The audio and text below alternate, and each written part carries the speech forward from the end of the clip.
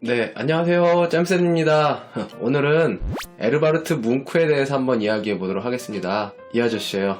뭉크는 절규라는 작품이 가장 유명하죠?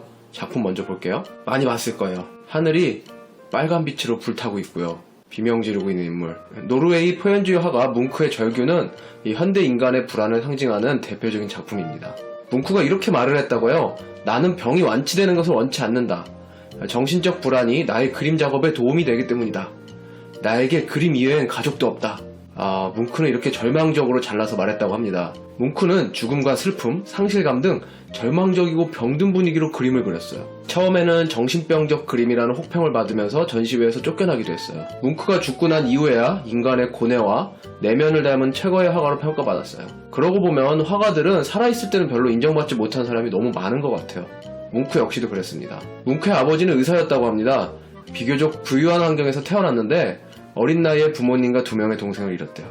엄청난 비극이죠. 이 참담한 비극 속에서 살아남은 여동생이랑 뭉크는 정신질환을 앓아야 했다고 합니다. 질병과 광기 그리고 죽음은 요람에서부터 계속 나를 노려보고 있다. 이런 고백도 했다고 해요. 뭉크는 미술 공부를 시작하면서 독일, 프랑스, 이탈리아를 여행했어요.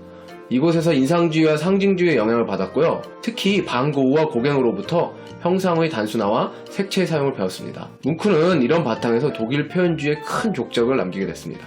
자, 이 절규라는 그림에 대해서 먼저 말을 하자면은 한 작품이 아니에요. 총 4작품을 만들었어요. 보면은 이렇게 마지막 절규까지. 그러니까 이 작품이 1893년에 처음으로 그린 절규고요. 이 두 작품은 1895년에 그린 두 번째, 세 번째 작품이라고 합니다. 그리고 마지막 작품, 이게 1910년도에 그린 마지막 작품입니다. 우리 첫 작품을 갖고 이야기를 좀 해볼게요. 입을 벌리고 있는 그림 속 남자의 모습을 보면요. 남자 자신이 고함을 지르고 있는 걸까요? 아니면은 고함을 듣고 있는 걸까요? 뭉크는 자신을 둘러싼 세상으로부터 알 수 없는 고함을 듣고 영감을 얻었다고 합니다.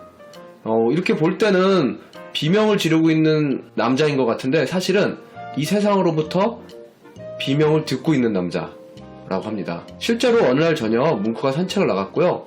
뭉크는 그때 받은 느낌을 이렇게 말했다고 합니다. 2명의 친구들과 산책을 하던 어느 날 길 한쪽에는 마을이, 다른 한쪽에는 깊은 협곡이 있었는데 나는 갑자기 피곤이 몰려오며 현기증을 느꼈다.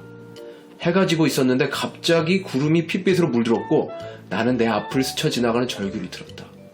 나는 이 모습을 그렸는데 구름색은 진짜 핏빛으로 붉게 그렸으니 모든 색들이 날카롭게 울부짖는 듯했다. 이 산책하는 뭉크의 경험은 어떤 것이었을까요? 절규는 갈등하는 자화상이라는 별칭을 얻기도 했습니다. 그야말로 실존, 그러니까 내가 살아있음에 대한 고통을 형성한 초상이라고 사람들은 평합니다. 뭉크는 물결치는 선의 흐름으로 절규를 표현했다고 해요. 이렇게 뭉크는 세상의 절규를 듣고 있는데 뒤에 2명의 친구들은 그 세상의 절규를 전혀 듣지 못하고 태연하게 걸어오고 있었습니다. 이 절규란 뭉크 자신이 마음속 상처에서 나오는 뭉크만의 것이었을 거예요. 뭉크의 심리 상태는 매우 허약했고 알코올 중독 또는 광장공포증이 있었다고 추정됩니다. 실제로 자신의 작품 이면에 오직 미친 사람에 의해서만 그려졌을 직한 그림이라고 적어놓기도 했어요. 절규의 거친 포면 처리는 진짜 과격한 표현주의 그림답습니다. 이 신들린 것 같은 작품은 미술의 판도를 완전히 바꿔놨습니다. 작가의 자아를 통해 세상이 다르게 보일 수 있다는 것이죠. 뭉크의 눈으로 본 이 새로운 황혼이 여러분들 어떻게 보이나요? 저는 고흐의 별이 빛나는 밤도 이 뭉크의 그림과 맞닿아 있다고 생각합니다. 네, 오늘 뭉크에 대해 이야기해봤는데요. 재밌었나요? 그럼 안녕!